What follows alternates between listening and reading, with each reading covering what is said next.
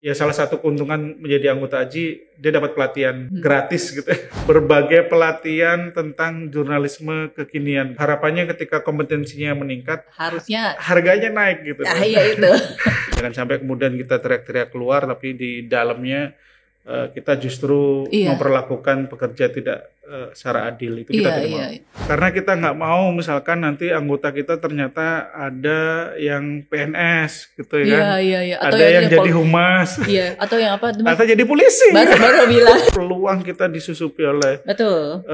organisasi lain yang tidak bisa dipertanggungjawabkan itu sangat besar sekali. Iya. Makanya verifikasi itu penting sekali. Saya merekomendasikan semua organisasi konstituen di Dewan Pers itu ya harus ada verifikasi setiap tahun.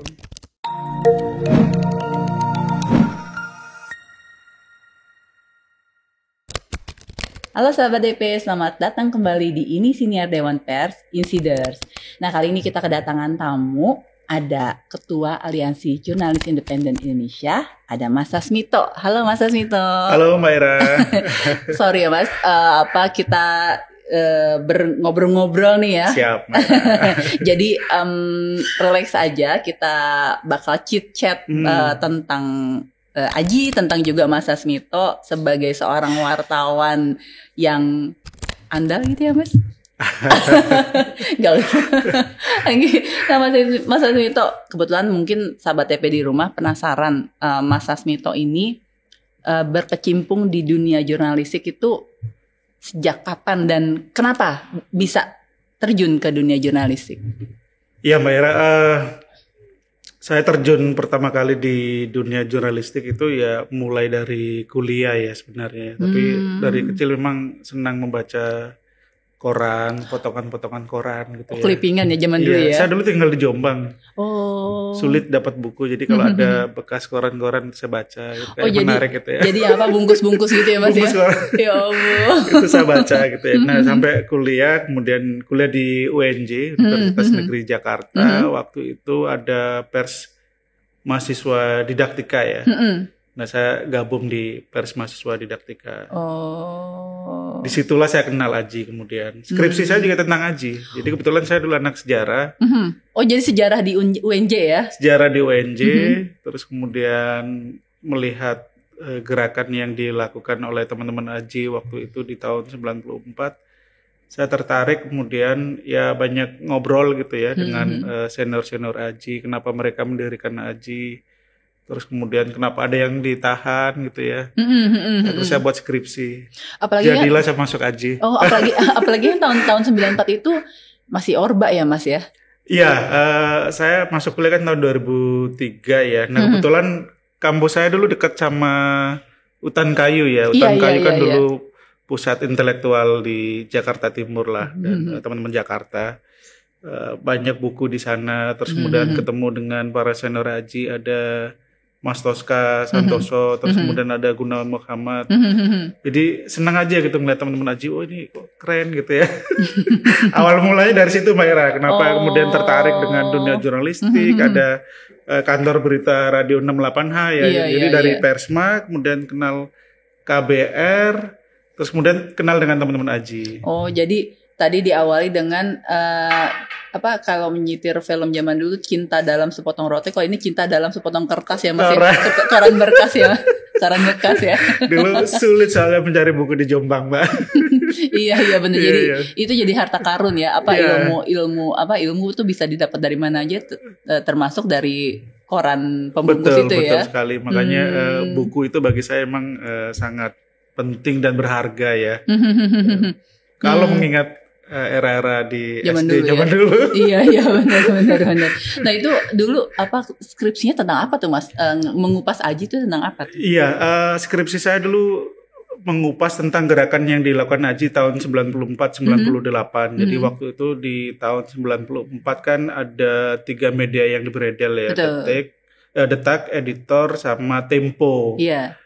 Alasannya macam-macam dari pemerintah, yang katanya siupnya habis, terus kemudian sudah berganti nama. Tapi kalau kita cek sebenarnya ya karena mereka memberitakan berita-berita yang kritis ya. Tempo misalkan waktu itu memberitakan tentang pembelian kapal bekas Jerman ya. Waktu Presiden B.J. Habibie waktu itu. Nah itu kemudian entah alasannya seperti apa, kemudian diberedel lah sama rezim Orde Baru sama pemerintahan Soeharto waktu itu. Nah di 94-98 karena ada pemberedelan, teman-teman jurnalis waktu itu kemudian protes ya. Ada di Jakarta, terus kemudian ada di Bandung, di Yogyakarta dan Surabaya. Ada 4 kota organisasi jurnalis di luar PWI waktu itu. Iya.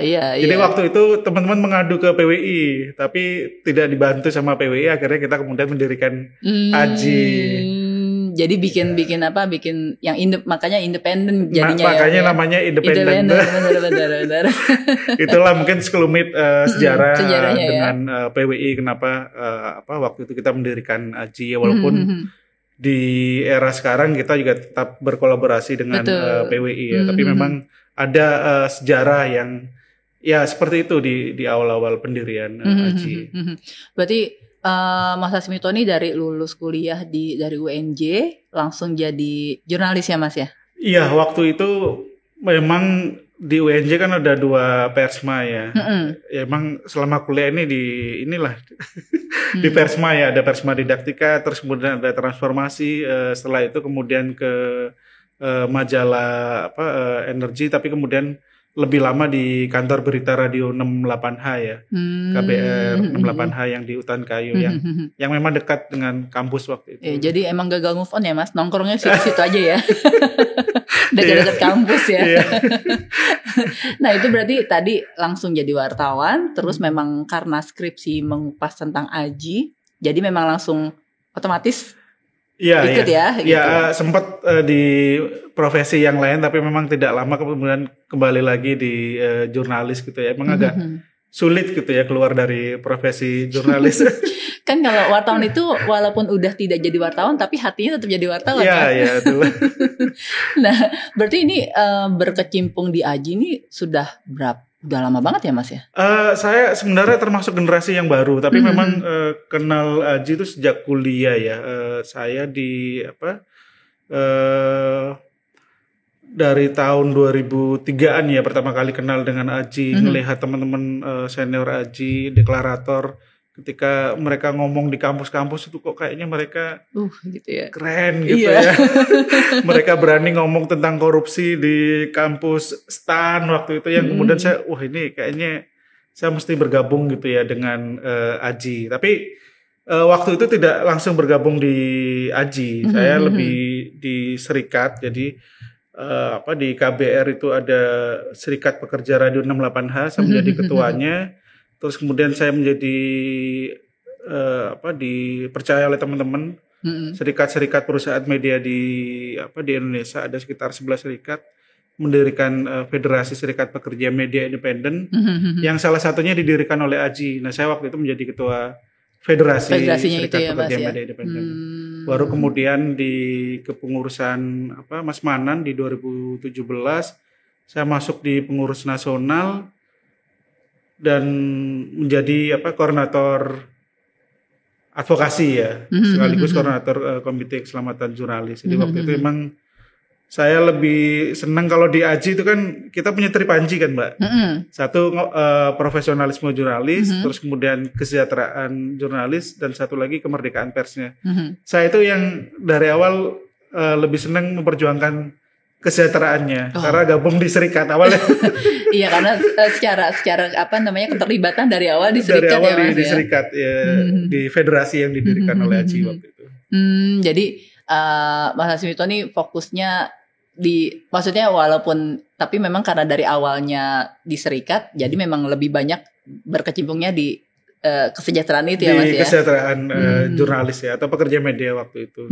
Tapi baru kemudian di eranya Mas Manan, ketua umum sebelum saya, saya juga dipercaya oleh teman-teman ya waktu itu menjadi koordinator Komite Keselamatan Jurnalis. Jadi ini ada 10 organisasi yang memiliki concern terkait keselamatan jurnalis. Kita kemudian bergabung, ada AJI, PWI, LBH Pers, Amnesty, FSPMI juga, Federasi Serikat Pekerja Media Independen. Terus kemudian ada SafeNet gitu ya, itu ada 10 organisasi. Deklarasinya di bawah kita. Tahun 2019 di Dewan Pers. Oh, di hall di bawah di itu hall ya. Dewan Pers ya, kita deklarasi berarti sudah hampir berapa ya 2019 sampai sekarang? Udah 4 tahun 4 ya. tahun ya. Komite itu berdiri.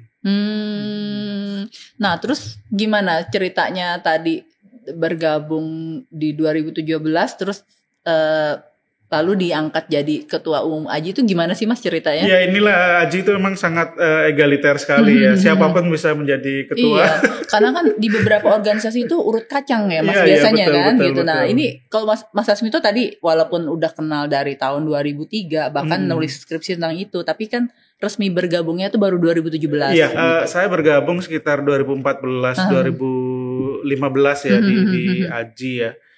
Tapi memang AJI itu sangat egaliter gitu ya. Siapapun yang dianggap memiliki kapasitas, integritas, itu kemudian dipercaya oleh teman-teman untuk ya menjadi pemimpin di AJI ya. Tapi tentu menjadi pemimpin di AJI ya kita bergerak bareng-bareng sebenarnya karena semua pengurus itu bekerja secara voluntary, secara sukarela, tidak ada yang dibayar. Baik di AJI kota ataupun di pengurus nasional itu tidak ada yang dibayar, mereka bekerja pro bono berarti ya Mas ya? Secara sukarela. Jadi bekerja secara sukarela, tapi memang kita juga punya staff kan. Nah kalau staffnya itu memang kita mereka mendapatkan ini ya gaji bulanan karena mereka bekerja untuk AJI. Dan kita juga ketika kita berbicara serikat keluar gitu ya, kita mendorong teman-teman mendirikan serikat di perusahaan media, di AJI sendiri itu kita berikan kesempatan ke teman-teman staff untuk mendirikan serikat. Jadi staffnya AJI itu punya serikat, Mbak. Bagus dong, karena kan banyak yang orang-orang tuh di keluar ngomongnya gimana, ke dalam beda lagi gitu. Nah, ini konsisten berarti kita kan, konsisten. Jadi teman-teman staff di AJI itu kan dulu syaratnya mendirikan serikat itu 10 orang kan. Memang kita ada 10 lebih pegawai staff ya, kita kasih wadah mereka untuk mendirikan serikat pekerja AJI. Jadi tiap tahun atau berapa bulan sekali mereka nanti negosiasi dengan pengurus. Soal gaji dan lain-lain. Sementara Mas Asmi gini, saya aja nggak dibayar gitu. Ya itu ini ya bagaimana kita menerapkan nilai-nilai AJI ke dalamnya. Jangan sampai kemudian kita teriak-teriak keluar tapi di dalamnya kita justru memperlakukan pekerja tidak secara adil. Itu kita tidak mau. Itu bagus banget sih Mas, karena ya itu kita ketahui banyak banget perusahaan yang misalnya di bidang kemanusiaan atau apa lain-lain keluarnya tuh gimana tapi internalnya sendiri nggak beres gitu ya Mas ya. Oke. Nah terus saat ini tuh anggota AJI secara total ada berapa sih Mas? Ya AJI itu dari tahun 1900-an sampai 2023 itu konsisten di 1.800 sampai 2.000 jurnalis. Walaupun setiap tahun, setiap bulan itu selalu ada penambahan anggota ya. Kenapa selalu konsisten di 1.800 sampai 2.000 atau 1.800? Itu karena kita setiap tahun melakukan verifikasi. Jadi gitu. Setiap AJI kota di 40 AJI kota yang ada sekarang itu ada kewajiban melakukan verifikasi anggotanya. Jadi kalau ada teman-teman anggota AJI yang sudah tidak memenuhi kriteria, mau dia senior, mau dia pendiri ya harus keluar gitu ya. Bukan berarti yang sudah keluar tidak menjadi bagian dari keluarga AJI ya. Mereka tetap jadi bagian keluarga dari AJI, tapi bagaimana kita menjaga marwah AJI ini ya salah satunya dengan menghormati aturan yang ada di AJI gitu ya. Nah itu kenapa di setiap tahun pasti ada. Jadi karena mungkin ada yang sudah tidak menjadi wartawan, ada yang tidak menjadi jurnalis, terus kemudian sudah beralih profesi, ada yang sudah jadi pemimpin gitu kan, sangat banyak ya anggota-anggota AJI. Dan itu kalau kriteria untuk jadi anggota AJI itu apa sih Mas? Tadi kan Mas Asmino bilang ada kalau tidak memenuhi kriteria ya terpaksa keluar gitu ya. Ya, di kita memang ada proses verifikasi itu ya, mulai dari mematuhi kode etik, terus kemudian kode perilaku. Jadi kita ada dua kode, dua ini apa terkait etik ya, satu kode etik, satu lagi kode perilaku. Nah, tapi yang paling mendasar ya, dia masih menjadi statusnya jurnalis ya. Terus kemudian dalam 1 tahun harus memproduksi untuk jurnalis profesional ini 3 karya jurnalistik. Jadi kalau di bawah itu ya nanti dievaluasi gitu ya. Terus kemudian kita juga menerima jurnalis warga. Oh, citizen jurnalis ya Mas Jurnalis, ya. ya. Ini dari warga kayak Bali Bengong gitu ya. Iya, Bali Bengong. Terus kemudian apa tuh Cegatan Jogja ya? Ya, ada kan ya. Terus ada pers mahasiswa itu boleh menjadi anggota AJI. Oh, boleh ya Mas ya. Boleh, tapi memang syaratnya dalam 1 tahun harus memproduksi 12 karya jurnalistik. Jadi memang ini agak berbeda ya dengan teman-teman yang bekerja di perusahaan media, karena mereka setiap hari juga membuat berita, tapi untuk jurnalis warga ini itu kita syaratkan memproduksi 12 karya jurnalistik. Nah, kalau ada yang kurang dari itu gitu ya, atau kemudian sudah ya itu nanti akan kita evaluasi di proses verifikasi. Jadi kenapa AJI itu secara aktif memverifikasi setiap tahun untuk mempertahankan tadi syarat-syarat itu juga ya Mas ya? Iya, karena kita nggak mau misalkan nanti anggota kita ternyata ada yang PNS gitu ya kan? Iya. Atau ada yang jadi humas. Iya, atau yang apa? Atau jadi polisi. Baru bilang yang polisi jadi wartawan. Iya, itu kan amit-amit ya kalau misalkan kita tidak melakukan verifikasi, itu peluang kita disusupi oleh organisasi lain yang tidak bisa dipertanggungjawabkan, itu sangat besar sekali. Makanya verifikasi itu penting sekali. Saya merekomendasikan semua organisasi konstituen di Dewan Pers itu ya harus ada verifikasi setiap tahun. Iya, tapi memang prosesnya memang cukup agak ribet dan pasti ya Mas ya. Dan juga mungkin kadang kalau misalnya ada, ya kita di Indonesia ada nggak enakan juga. Betul. Mas kan. Ya prinsipnya memang sesuatu yang aman itu kadang tidak nyaman sih. Benar banget. Tapi itu demi keamanan, jadi walaupun tidak nyaman itu harus kita lakukan gitu demi keberlanjutan organisasi ya. Iya. Dan menjaga marwah organisasi juga gitu, karena begitu misalkan ada kasus orang lain tahu ini anggota AJI ternyata bodong ya Mas melakukan tindak pidana ataupun kekerasan seksual yang dilarang di AJI, terus kemudian juga anggota Intel dan lain itu kan yang kena AJI ya akan memalukan organisasi. Betul. Kita lebih baik melakukan ya tidak nyaman nggak apa-apa, tapi yang penting itu aman bagi organisasi. Jadi bagus sih Mas. Jadi itu langkah-langkah mitigasi sebenarnya ya, supaya nanti ke depan kredibilitasnya AJI itu tetap terjaga. Betul, gitu ya Mas ya. Nah ini tadi Mas Hasmito juga udah bilang AJI itu ada di 40 kota. Itu kira-kira di mana aja sih Mas di Indonesia itu? Iya, di Jawa juga sebagian besar di Jawa ya, ada di Jakarta, Bandung, di 4 pendiri AJI ini memang ini kan kota-kota yang bersejarah ya.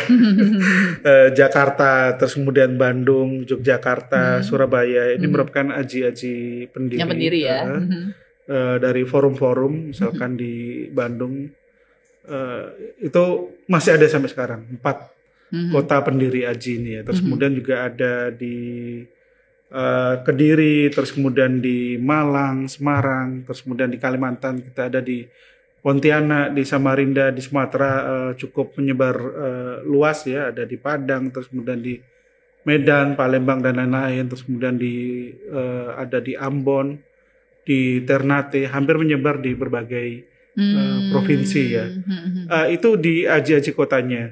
Nah biasanya anggota AJI ini juga berada di kota yang lain gitu ya. Misalkan untuk Papua memang kita baru ada satu AJI kota, yaitu AJI Jayapura. Oh, jadi yang di kota besarnya ya? Di kota besarnya, padahal hari ini ada 6 provinsi ya. Iya. Di Papua sudah mekar. Dulu ada 2 Papua dan Papua Barat. Jadi ini memang sebagian Aji kotanya memang di Jayapura, tapi anggotanya ada yang di Papua Barat, terus kemudian ada di Sorong, dan wilayah Papua yang lain itu ada. Dan memang kita ada, ya saya pikir ada kebutuhan ya, terutama untuk Papua yang cukup banyak tantangan ya. Kalau kita lihat dari indeks kemerdekaannya, kita memang ada keinginan untuk kemudian melebarkan cabang Aji di wilayah Papua yang lain. Iya, karena Papua itu luas banget dan sekarang udah 6 provinsi, tapi baru ada 1 gitu ya Mas ya? Iya, ini yang kadang-kadang menjadi tantangan buat kita ya ketika melakukan pendataan kasus kekerasan. Ya, untungnya kita ada komite tadi, ada komite keselamatan jurnalis. Jadi, iya. Kalaupun tidak ada anggota Aji yang di wilayah Papua lainnya, kita bisa minta tolong teman-teman IJTI yang mungkin punya jaringan di wilayah itu, atau teman-teman PWI yang punya jaringan di sana. Itu jadi, biasanya kita kolaborasi jadi Mas ya. Betul. Tadi kan Mas Asmito juga sempat menyebutkan ada 3 tuh yang keselamatan, kesejahteraan, sama satu lagi apa ya Mas? Kemerdekaan pers. Kemerdekaan pers. Nah, apakah itu memang 3 concernnya Aji sejak awal hingga saat ini Mas?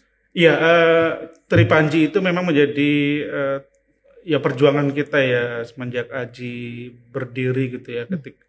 Ketika kita ngomongin profesionalisme jurnalis, memang tidak ada habis-habisnya Mbak. Iya. Bahkan kalau kita cek datanya Dewan Pers itu kan setiap tahun ada 600-an laporan ya terkait etik dari berbagai media, dan sebagian besar kemudian dinyatakan melanggar kode etik gitu ya. Apalagi musim pemilu ini kita juga lihat contoh-contoh yang saya pikir tidak baik gitu ya bagi teman-teman jurnalis muda ataupun masyarakat yang lain, menjadi tontonan orang gitu ya ketika jurnalis menjadi caleg. Itu kita bicara profesionalisme jurnalis ya, terus kemudian bicara kesejahteraan jurnalis. Sedih Mas. Sedih Mas. Itu hasil riset Aji ini, kita sedang melakukan riset ya, riset Aji. Saya kemarin di Kongres Internasional Federation Jurnalis di Oman di tahun 2021 kalau nggak salah. Itu memang isunya sudah bergeser Mbak. Kalau dulu jurnalis sebagian besar bekerja sebagai karyawan tetap, statusnya karyawan tetap. Sekarang itu lebih banyak pekerja tidak tetap atau PKWTT. PKWTT. Atau benar sih, freelance, kontributor, terutama teman-teman di daerah ya. Kok di daerah sedih banget sih Mas emang? Iya. Itu hasil riset Aji yang belum kita publikasi. Itu memang agak sedih ya melihat misalkan teman-teman dibayar dengan sangat tidak layak.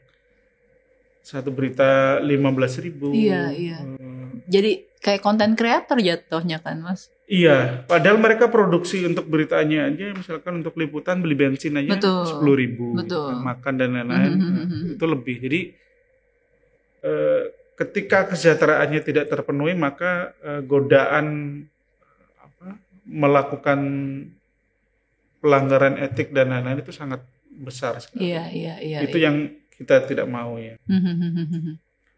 Nah, kemudian terakhir soal kemerdekaan pers ya. Kita memang sudah punya undang-undang pers. Terus kemudian data di RSF kemarin juga meningkat ya, dari peringkat Indonesia 117 naik ke sekitar 107 ya kalau tidak salah. Ada peningkatan. Tapi sebenarnya peningkatan itu kalau kita cek lebih karena memang negara-negara lain kondisinya sedang turun, Mbak. Oh, jadi bukan kualitas internal kita gitu yang ya. baik, tapi memang karena yang lain turun. Yang lainnya turun. Ya, udah seneng ternyata bukan. Ya, salah satunya kenapa misalkan masih ada tantangan itu ya soal regulasi ya. Kita di KUHP kemarin ada Dewan Pers mengidentifikasi ada belasan pasal yang berpotensi mempidanakan jurnalis. Kemudian di Papua kita menemukan ada satgas yang mengontrol informasi di Papua itu, kalau keluar semuanya harus positif gitu ya, seperti yang disampaikan Presiden kemarin, Papua ini harus positif. Iya. Terus kemudian di Aceh, Mbak, di Aceh kita juga menemukan satu regulasi di tahun 2023. Itu ada salah satu pasal di pasal 153A Undang-Undang Pemerintahan Aceh yang memberikan kewenangan pemerintah untuk mengatur pers dan penyiaran. Jadi ini tentu sangat bertolak belakang dengan kontrol jadinya ya Mas ya. Iya, mengontrol walaupun itu tidak dilakukan, tapi potensi itu sewaktu-waktu bisa digunakan. Jadi ini walaupun peringkat kita naik dibandingkan negara-negara lain dari 117 ke 107 atau 103 kemarin, tapi ada regulasi-regulasi yang masih mengancam, terus kemudian kekerasan masih terjadi gitu ya terhadap jurnalis ataupun perusahaan media. Ya masih ada tantangan bagi teman-teman komunitas pers di Indonesia. Oke, nah ini kalau dari Aji sendiri untuk ada program-program tertentu nggak sih Mas untuk tadi mengawal Tripanji yang tadi itu Mas? Iya, tentu ini menjadi program yang tidak akan pernah habis gitu ya. Memang kita tapi secara garis besar gitu ya, kita advokasi memang kita bagi dalam beberapa hal gitu ya. Mulai dari mitigasinya, bagaimana kita meningkatkan profesionalisme teman-teman, pelatihan itu kita lakukan bahkan mungkin setiap bulan ya bagi teman-teman anggota AJI. Jadi ya salah satu keuntungan menjadi anggota AJI, dia dapat pelatihan gratis gitu.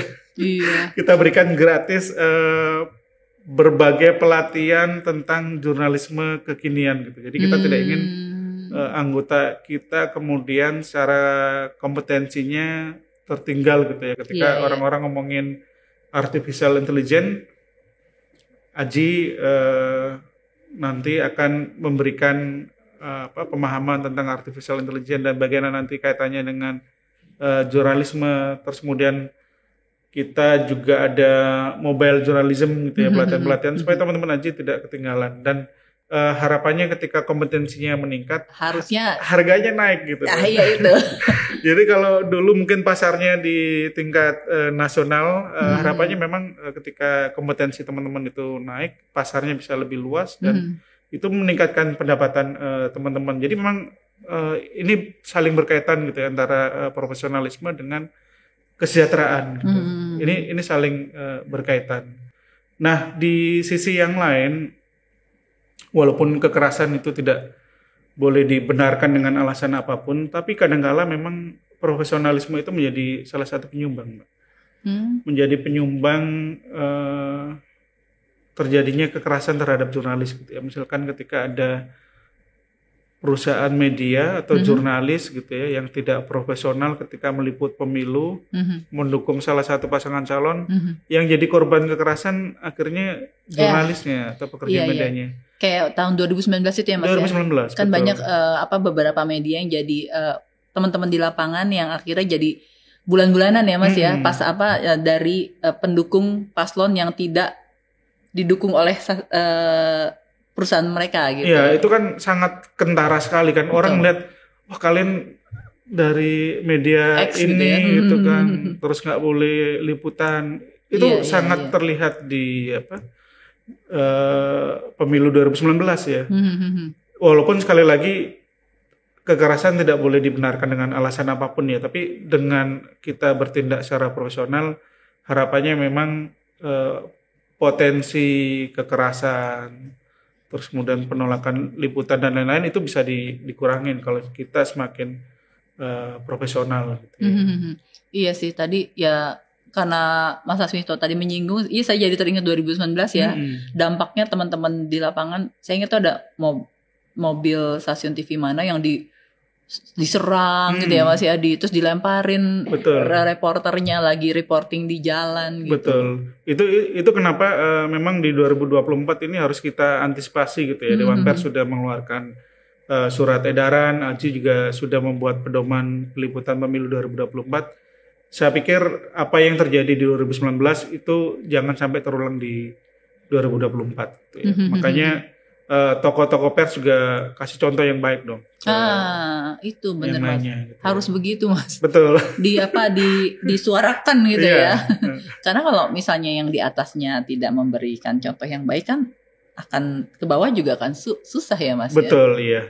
Bahkan kita di AJI gitu ya. Kalau di AJI ketika ada istrinya gitu ya, atau suaminya yang maju menjadi calon legislatif, beberapa teman-teman kemudian mundur gitu ya, karena itu pasti akan ada konflik kepentingan. Betul, ketika ada keluarga kemudian maju menjadi calon legislatif, ya secara tidak langsung pasti dia akan mendukung suami atau istri atau anaknya gitu. Jadi memang lebih baik mundur dulu dari AJI, dari kerja-kerja jurnalistik supaya ya lebih independen dan tidak konflik kepentingan.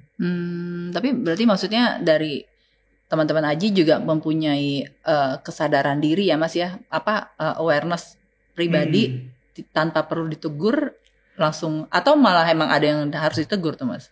Ya itu memang orang kan sangat beragam ya, 1.800 anggota. Ada yang punya kesadaran cukup baik ya, ada beberapa yang harus diingatkan. Tapi yang jelas masyarakat bisa ikut mengawal sih ketika menemukan anggota AJI yang kemudian menjadi tim sukses atau maju menjadi caleg, ya itu bisa dilaporkan ke AJI dan nanti kita proses dan kita pastikan kita akan tindak lanjuti gitu ya laporannya, dan itu sudah kita lakukan sih di AJI. Oke, nah ini sekarang kita ngobrolin tentang ini Mas, kekerasan wartawan, karena dari tadi Mas Asmito juga sempat membahas itu ya. Kalau dari hasil risetnya AJI kan sering melakukan riset ya Mas, survei gitu ya Mas ya, itu sampai saat ini per tahun tuh biasanya ada berapa kasus kekerasan wartawan sih Mas? Iya, riset yang dilakukan AJI memang dari tahun 2009 ya. Nah sampai dalam 5 tahun terakhir ini memang tidak pernah, selalu lebih dari 40 kasus gitu ya. Bahkan di tahun 2022 sekitar 60-an kasus dan korbannya sekitar 90 jurnalis dan perusahaan media gitu ya. Ada 60 peristiwa kekerasan, korbannya 90-an gitu. Data ini dikutip sama Mabes Polri, Mbak. Jadi data AJI ketika kita diskusi dengan Mabes Polri, mereka mengutip data AJI gitu ya, ada sekitar lebih dari 40 kasus, salah satu divisi humas menyampaikan. Tapi sayangnya yang dikutip cuman datanya, Mbak. Pelakunya nggak dikutip. Padahal dia pelakunya polisi gitu. Jadi korbannya wartawan tapi pelakunya polisi. Ya. Jadi pejabat divisi humas ini mengutipnya data parsial ya Mas? Parsial gitu. Iya. Tapi kita senang sih, setidaknya Mabes Polri juga melihat data dari AJI, dan saya pikir banyak upaya yang dilakukan oleh Dewan Pers juga kemarin dengan membuat perjanjian kerjasama ya dari MOU Dewan Pers dengan Kapolri, terus kemudian diturunkan lagi menjadi perjanjian kerjasama gitu, artinya kan lebih rigid. Terus kemarin juga di acara bulan lalu itu ada diskusi ya yang diselenggarakan oleh Mabes Polri, terus kemudian melibatkan semua polda-polda. Walaupun memang belum banyak memberikan porsi bagi komunitas pers ya untuk lebih banyak berbicara. Tapi itu awal yang baik saya pikir ke depan, supaya karena sebagian besar ini problemnya juga di daerah-daerah, Mbak. Ketika mungkin di Jakarta sudah bagus gitu ya pemahaman mereka tentang pers, tapi di daerah-daerah kadang pemahamannya masih sangat kurang tentang undang-undang pers, MOU Kapolri dengan Dewan Pers, apalagi perjanjian kerjasama gitu, itu masih sangat kurang. Jadi kegiatan-kegiatan seperti itu perlu diperbanyak gitu ya, dari Dewan Pers ataupun dari Mabes Polri, supaya kita memiliki perspektif yang sama tentang kemerdekaan pers. Nah itu tadi kan per tahun sekitar 40 ya Mas, bahkan 2022 sampai 60 gitu. Itu contoh kasusnya tuh seperti apa sih Mas? Kekerasannya yang dialami oleh wartawan? Ini kekerasannya macam-macam ya. Misalkan kalau kasusnya Nur Hadi itu kekerasan fisik ya. Nur Hadi ini jurnalis Tempo yang di Surabaya yang sedang melakukan investigasi, terus kemudian mengalami penganiayaan gitu ya, diancam dibunuh, mukanya ditutupin kresek gitu ya, dari malam sampai pagi baru dikembalikan. Nah itu jadi kayak ancamannya teror ya Mas ya. Itu kan teror psikis dipukulin, diancam, dibunuh. Saya pikir itu udah kekerasan yang sangat membahayakan jiwa gitu ya, karena ya dia disekap terus kemudian dipukuli gitu ya. Ya walaupun kasusnya kemudian kita kawal bareng-bareng ya waktu itu ya, hampir 2 tahun masuk ke pengadilan dan divonis bersalah. Anggota polisinya ada 2 orang, 10 bulan penjara dan ada kewajiban membayar denda 10 juta dan 21 juta. Itu yang fisik ya, walaupun tidak dieksekusi sampai sekarang Mbak, informasinya gitu. Sampai itu sudah sampai Mahkamah Agung ya. Mahkamah Agung menguatkan putusan sebelumnya, memang itu melanggar pasal pidana di Undang-Undang Pers. Tapi informasinya yang terakhir 2 anggota polisi ini jaksa mau mengeksekusi ya, itu kan harus ditahan jaksa. Tapi di hari ketika dieksekusi sama jaksa terus kemudian diambil lagi sama polisi. Oh, diambil, istilahnya anak-anak Surabaya dibon. Ditarik lagi gitu. Ditarik lagi. Nah, ini yang sedang kita pertanyakan gitu ya. Terus kemudian juga ada serangan digital, Mbak. Serangan digital ini semakin marak sekarang. Oh, yang sempat narasi TV kan kena. Betul, ya. Narasi TV itu kena. Itu juga ada ancaman pembunuhan gitu ya, hidup atau mati kalau tidak salah di salah satu ada konten yang kemudian dimasukkan ke websitenya Narasi. Itu cukup banyak ditemukan. Korbannya perusahaan medianya juga kena gitu ya. Tapi teman-teman pekerja media hampir sekitar 30 lebih waktu itu juga menjadi korban serangan digital gitu ya. Nah, itu kita sudah laporkan ke polisi juga. Waktu itu sempat, kalau nggak salah sempat audiensi Narasinya ngadu ke Dewan Pers ya Mas. Ngadu ke Dewan Pers ya. Nah ini juga belum selesai ya. Saya tidak tahu kenapa di kepolisian, apakah memang masih sulit gitu ya mengejar pelakunya atau seperti apa, itu memang masih di Dewan Pers gitu ya. Nah yang berikutnya juga memang ya ada yang intimidasi, terus kemudian ada sensor. Sensor ini jangan dibayangkan ketika era Orde Baru dulu, terus kemudian masuk reformasi hilang, Mbak. Sensor ini masih ada. Oh gitu ya. Jadi ini karena macam-macam ya sensornya, karena teman-teman sebagian media mungkin khawatir kehilangan pendapatan dan lain-lain. Ini kemudian mereka melakukan swasensor dan sebagainya. Ya itu masih kita temukan ya di beberapa tahun terakhir. Dan satu lagi yang tidak banyak tersentuh sebenarnya kekerasan seksual, Mbak. Kekerasan seksual berbasis gender gitu yang dialami oleh teman-teman jurnalis perempuan. Riset yang dilakukan AJI, kita melakukan riset survei ke teman-teman, itu hampir 80% teman-teman jurnalis perempuan pernah mengalami kekerasan seksual sepanjang karir mereka. Jadi angkanya sangat tinggi, 80%.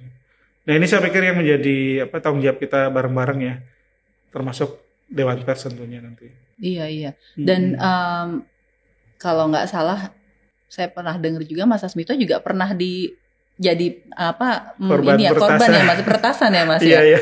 Itu gimana sih Mas, bisa tolong ceritain nggak sih? Iya. Ya itu waktu itu sebenarnya lagi bareng-bareng ya sama Dewan Pers ya, tahun 2021 atau 2022 ya. Kita kan bareng-bareng bikin kegiatan di Papua waktu itu. Agendanya sebenarnya sangat positif, mendorong kerjasama multi pihak di Papua supaya indeks kemerdekaan pers di Papua dan Papua Barat waktu itu masih 2 provinsi supaya naik gitu loh. Itu kan sangat agendanya positif ya Mas ya. Positif sekali ya. Setelah beberapa minggu kemudian kita balik ke Jakarta ya, Dewan Pers, AJI dan teman-teman, tahu-tahu ketika sore menjelang maghrib gitulah ya, saya sedang di kamar terus kemudian melihat HP, kok HP saya tahu-tahu kebuka gitu ya, padahal dalam posisi terkunci. Tahu-tahu terbuka, terus kemudian dia masuk ke WA, terus WA-nya ini keluar posisi sign out gitu. Terus saya coba masuk kembali, ternyata kode OTP-nya tidak masuk ke nomor HP saya, dan itu terus saya ulang, akhirnya kok kayaknya ini udah diretas orang gitu. Iya, karena ada jadi dari Jadi luar curiga. yang melakukan ini ya, masih menguasai HP menguasai ya. HP. Tapi itu kronologisnya gitu ya. Emang tidak lama dari Papua ya, tapi tidak berarti emang berkaitan dengan Papua ya. Tapi itu rangkaian beberapa kegiatan yang saya lakukan sebelum peristiwa itu terjadi. Setelah diretas terus gimana tuh Mas? Apakah dia mengirimkan message? Iya. Iya, begitu juga ya Mas. Jadi saya ketika diretas kan langsung menyampaikan ke teman-teman pengurus ya, ke sekjen waktu itu Mbak Ika, saya sampaikan. Tapi saya kayaknya diretas nih gitu kan. Setelah dicek ternyata tidak hanya WA ya, tapi Facebook, terus kemudian Instagram. Medsos ya. Facebooknya bisa diambil alih langsung malam itu juga, tapi untuk Instagram dan WA-nya cukup lama waktu itu. Nah di hari yang sama ketika peretasan ada 2 grup memang, yang satu grup ketenagakerjaan yang berkaitan dengan kasus-kasus ketenagakerjaan gitu ya. Itu tahu-tahu mengirimkan pesan dari nomor saya gitu ya. Jangan dihapus, jangan dikeluarkan, udah bisa diambil alih lagi. Oh, padahal belum ya? Padahal belum. Satu lagi grup Papua. Grup advokasi Papua dengan teman-teman masyarakat sipil ya, dengan dengan Amnesty dan lain-lain. Itu juga pesannya sama, jangan dihapus, sudah berhasil dikuasai. Aduh. Itu emang agak sulit ya. Bahkan ketika terus terang teman-teman yang menjadi korban kekerasan digital itu Mbak, itu tidak banyak yang melakukan digital forensik ya. Nah saya kebetulan waktu itu ingin mengetahui sebenarnya siapa sih pelakunya ini gitu. Kan penasaran Mas. Penasaran gitu kan, sampai ngerjain ketua AJI gitu ya. Nah itu akhirnya saya minta tolong ke teman yang paham digital forensik, saya berikan HP-nya. Untuk teman yang di Indonesia ini nggak bisa juga, nggak menemukan virus dan lain-lain. Itu nggak ditemukan di HP itu.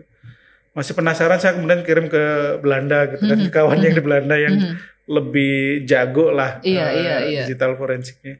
Itu nggak ketemu juga. Jadi sampai hari ini ini siapa pelakunya ya masih tanda tanya ya Mas. Masih tanda tanya. Tapi berarti memang canggih banget ya Mas ya.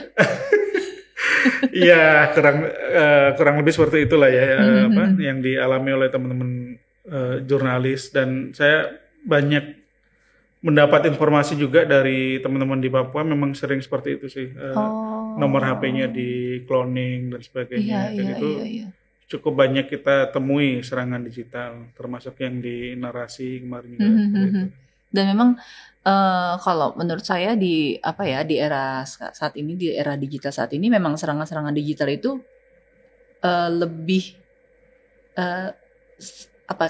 lebih menakutkan, karena itu kan kayak musuh dalam selimut ya Mas. Kita nggak bisa tahu siapa gitu. Sementara fisik kita baik-baik aja, cuma mental kita jadinya yang kena ya Mas. Iya, kalaupun nggak kita, mungkin keluarga kita jadi khawatir. Betul, gitu betul, kan. betul, Suami, betul, istri, betul. anak kan sudah paham untuk kan ketika. Iya, itu sih Mas, benar-benar. Itu sih yang sebenarnya ya memang perlu dipertimbangkan ya buat teman-teman jurnalis yang lain. Nah itu tadi kasus-kasus kekerasan wartawan yang termasuk juga dialami oleh Mas Hasmito, itu memang berarti di data yang 40 kasus per tahun itu memang semuanya benar-benar dialami oleh wartawan ya Mas? Atau jadi bukan yang orang yang mengaku wartawan gitu? Iya. Di AJI kita juga mengikuti pedoman yang disusun oleh Dewan Pers ya. Kan di Dewan Pers kita ada pedoman penanganan kasus kekerasan terhadap wartawan gitu. Jadi pedoman itu yang kita gunakan untuk melakukan pendataan gitu ya. Jadi data yang di website AJI itu hanya data yang berkaitan dengan kasus-kasus yang berkaitan dengan pemberitaan. Di luar pemberitaan tidak kita tulis. Nah ini biasanya yang selalu kalau kita ketemu polisi, wah itu kan kecelakaan dan lain. Oh kalau yang kecelakaan itu nggak kita tulis. Gitu. Iya. memang ini murni yang berkaitan dengan pemberitaan gitu ya, dengan kerja-kerja jurnalistik. Oke, berarti memang yang dimasukkan ke data itu memang cuma yang pemberitaannya Mas ya? Yang pemberitaan aja. Jadi kalau jurnalis sebagai seorang pribadi tidak itu nggak dimasukin? Tidak dimasukin. Misalkan dia lagi liburan terus kemudian dicopet, dianiaya, ya itu bukan kekerasan terhadap jurnalis. Betul. Itu sebagai seorang personal aja ya. Oke. Nah ini dari semua kasus kekerasan yang diadvokasi oleh Aji dikawal oleh Aji itu ada rata-rata berapa persen sih Mas yang tuntas, dan sampai sekarang tuh masih ada banyak nggak sih yang masih belum selesai gitu, masih menggantung? Iya, memang ini problem penegakan hukum kita ya, artinya komitmen dari pemerintah, dari aparat penegak hukum itu memang masih sangat kurang sekali. Makanya kerja-kerja memberikan perspektif yang baik tentang undang-undang pers itu perlu dilakukan baik oleh Dewan Pers ataupun aparat penegak hukum yang lainnya, Mabes Polri dan lain-lain. Karena dari belasan kasus yang kita laporkan, ini yang kita laporkan ke kepolisian gitu ya, bukan yang pendataan atau yang kita catat tadi.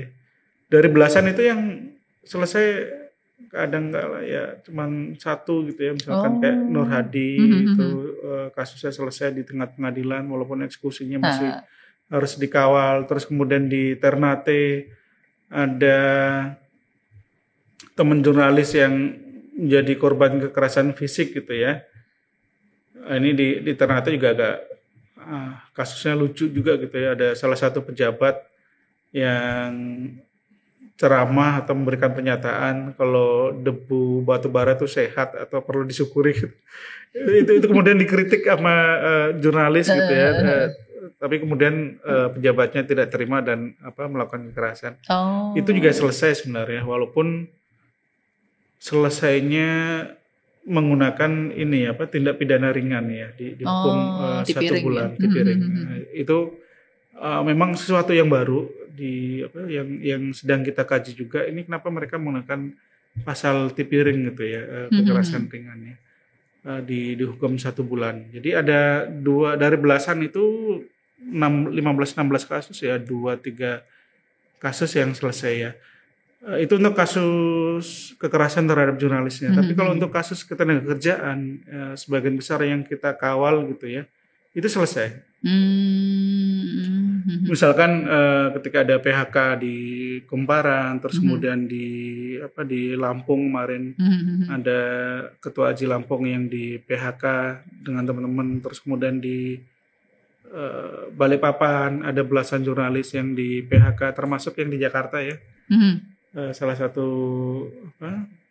di Berita Satu ya, di Berita Satu juga ada PHK, itu kemudian dikawal oleh teman-teman Aji juga selesai. Sudah selesai ya Mas ya. Dengan berbagai catatan, ya memang selesainya itu kadang mendekati apa yang harapan teman-teman, tapi ada juga yang ada titik temu gitu ya antara perusahaan dengan teman-teman pekerja atau jurnalis yang di PHK. Relatif lebih banyak untuk yang kasus-kasus ketenagakerjaan ya. Ada itikat baik lah dari perusahaan untuk menyelesaikan, walaupun karena harus alot-alot harus digedor-gedor dulu, harus dibawa ke pengadilan dulu gitu ya, baru kemudian bisa diselesaikan. Termasuk juga kasus-kasus kekerasan seksual ya, yang kita terima laporannya itu juga selesai diadvokasi oleh teman-teman.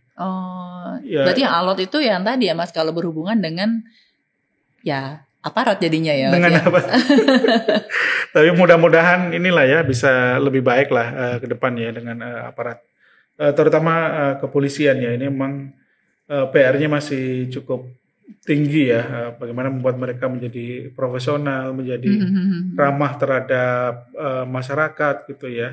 Wajah polisi yang masih sangat militeristik gitu ya. Kalau kita lihat Brimob ya nggak ada bedanya dengan melihat militer hari ini gitu kan, senjatanya. Ini saya pikir bisa kita dorong bareng-bareng, karena kita kan sayang ya dengan lembaga Polri, dan sangat berharap sebenarnya ke depan itu bisa lebih profesional dan minimal 2 itu tadi ya, profesionalisme Polri dan budaya kekerasannya bisa dikurangin kepolisian. Nah, tadi kan Aji membantu mengadvokasi kasus-kasus kekerasan terhadap wartawan ya, Mas. Itu ini yang jadi pertanyaan nih, Mas. Wartawan-wartawan itu kan mereka punya media. Kalau Aji sampai turun tangan, apakah memang media mereka tuh tidak ikut mengadvokasi atau gimana tuh, Mas? Ya, sebenarnya kalau kita membaca pedoman yang dibuat oleh Dewan Pers, tanggung jawab pertamanya itu di perusahaan. Nah iya, kan itu kan dia bekerja untuk perusahaan kan. Iya. Aji kan sebenarnya organisasi gitu profesi, kan, profesi ya. Kan. Ya, tanggung jawabnya memang di perusahaan ya. Kita selalu mengingatkan kalau perusahaan tuh kalian punya tanggung jawab gitu loh. Kalau ada jurnalis yang jadi korban ya kalian yang harus bertanggung jawab gitu, baik pembiayaannya, keselamatan dan lain-lain itu ada gitu ya di pedoman ataupun di undang-undang ketenagakerjaan itu juga tercantum gitu ya, itu menjadi tanggung jawab perusahaan. Hanya memang ini yang menjadi banyak kendala gitu ya ketika melakukan advokasi, kalau misalkan perusahaannya tidak punya anggaran gitu ya Mbak. Karena lagi-lagi advokasi kan biayanya cukup mahal ya. Advokasi ini sangat mahal sekali, apalagi misalkan untuk kasus Nur Hadi yang butuh waktu itu maraton ya Mas, 2 tahun. Itu pasti anggaran yang dikeluarkan cukup besar gitu ya. Nah, ketika perusahaannya kemudian memang tidak punya anggaran gitu ya, terus kemudian mereka menyampaikan baik-baik, ya biasanya kita bantu bareng-bareng gitu Mbak. Perusahaan mengeluarkan berapa, terus kemudian dari Aji kita bantu pendanaan, misalkan kita carikan dari berbagai sumber lah supaya advokasi ini tetap berjalan gitu ya. Nah, tapi yang sangat kita sesalkan itu kadang-kala justru perusahaannya yang menjadi penghambat Mbak. Kalau tadi kan perusahaannya mau nih bantuin, walaupun chip in ya. Ada ya berarti ya Mas beberapa perusahaan yang ada beberapa perusahaan. Nggak usah deh gitu ya, nggak usah diusut, nggak usah dilaporkan gitu. Justru mereka kadang jadi penghambat gitu loh.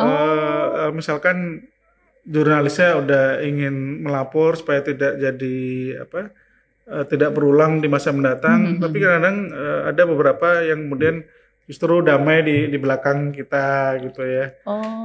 Dengan berbagai alasan. Iya.